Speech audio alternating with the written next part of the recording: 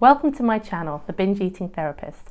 I'm Sarah, former binge eater turned psychotherapist, and my mission is to use this space to bring content to you to help you understand your struggle with food and break free from binge eating. I talk a lot about the psychological and emotional struggles around binge eating, and I received a message the other day asking if I would talk about some of the physical effects of binge eating and how you might manage those. So I've created this video where I'm going to talk about the main ones. These are ones that I certainly experienced, and I'm guessing that you will probably have experienced most, if not all of them. Probably really important for me to do the whole bit around, I'm not a doctor. If you are experiencing these symptoms and they're chronic or particularly bad, I would highly recommend speaking to a physician or somebody before you implement any of these things that I might talk about. The first one that I'm going to give a mention to is acid reflux, aka heartburn. Our stomachs are filled with acid that breaks down food, and this acid is a pretty strong acid. And what happens with acid reflux is the acid that's normally contained in our stomach, and our stomach lining is pretty robust so it can handle the acid, but it travels up our esophagus and it burns. And if it comes up high enough, sometimes we experience it as pain in our chest. That's when people tend to call it heartburn. And sometimes you can experience it lower down. And sometimes, it can come right up your throat and you experience it right up inside your mouth. And it's horrible. Like you can feel it burn your throat. Now, when I had a particularly bad binge, usually at night time, and I would lie down, sometimes I would experience that acid reflux in my esophagus that can make it pretty uncomfortable and hard to sleep at times. When I started doing a bit of research for this video about what to do about acid reflux, so much of it was around prevention, about what to do to stop it in the first place, which is not particularly helpful when you're struggling with binge eating, because you don't want to be struggling with binge eating.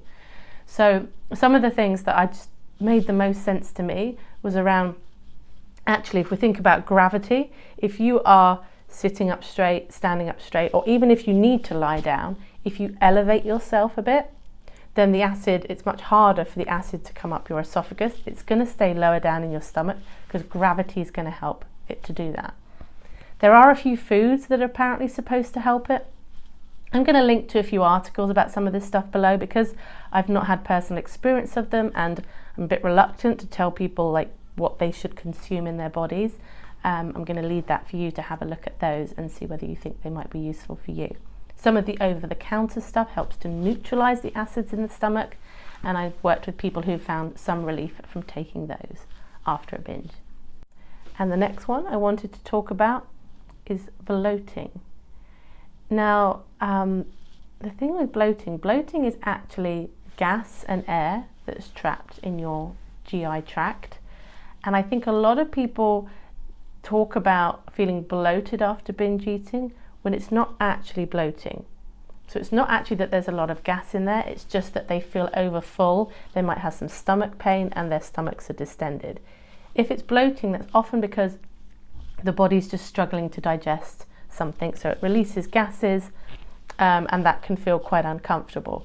Things like walking, there are certain yoga poses that you can do. There's even one called wind relieving pose that you can look up, can be helpful at relieving bloating, as can even just gently massaging, I don't know why I'm doing it now, gently massaging your own abdominal area yourself, if you can bear to do that, can help to relieve bloating.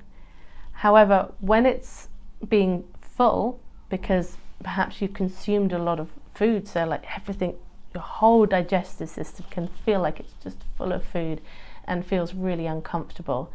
I want to say your body's working on that. It's going to sort it out for you. It might feel uncomfortable, but this is going to pass. Finding a position to be in that just feels more comfortable.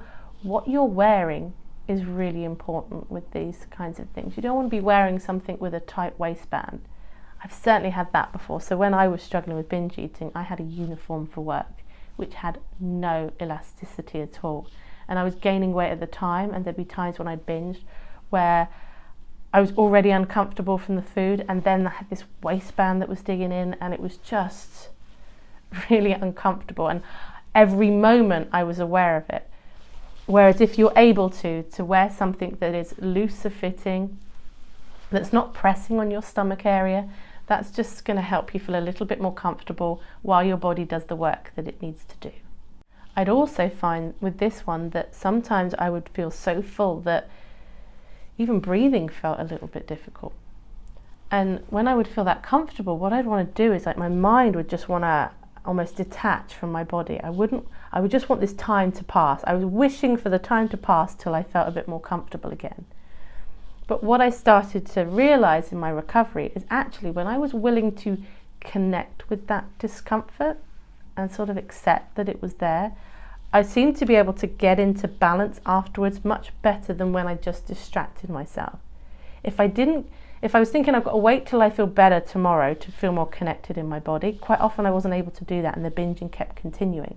It was almost this act of surrender and taking those deep breaths, even though your body might feel restricted, to experience that discomfort and to notice what it is that you're telling yourself about it. The judgments that you are making, all of those things are seeking to kind of keep you more and more detached from your body. And unless we can reconnect with our bodies, we're going to really struggle to find balance with food again, because binge eating is that disconnecting from the body. And it's like, well, I'm not going to reconnect with my body until it feels better. It's like, no, can I reconnect with this body, how it feels right now, even though it feels uncomfortable. The next one is one that I always experience after a binge, and that is tiredness.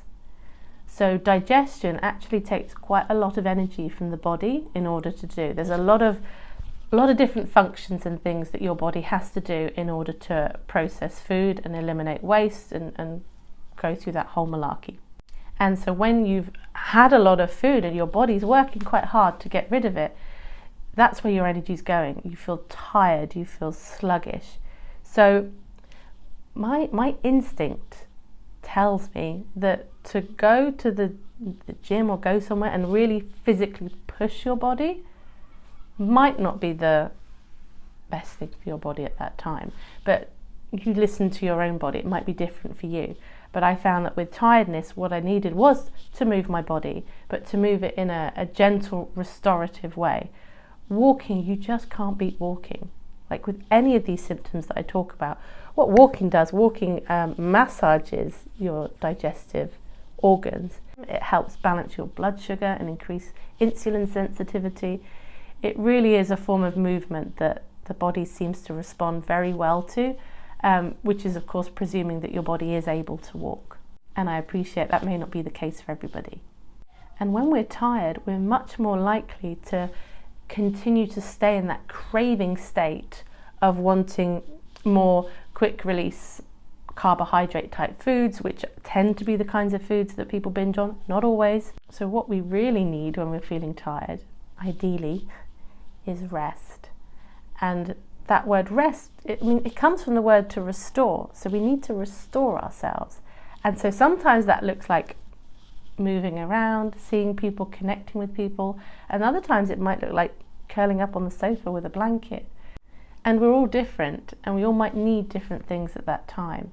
I know for me, when I'm feeling like that, what I need actually is contact with people, to meet people whose company that I enjoy, to connect. Those are the things that restore me. But that may not be the same for you. I'm a bit more on the extrovert end of the scale, so I get energy from being around people, whereas some people, they need to withdraw in order to restore their energy.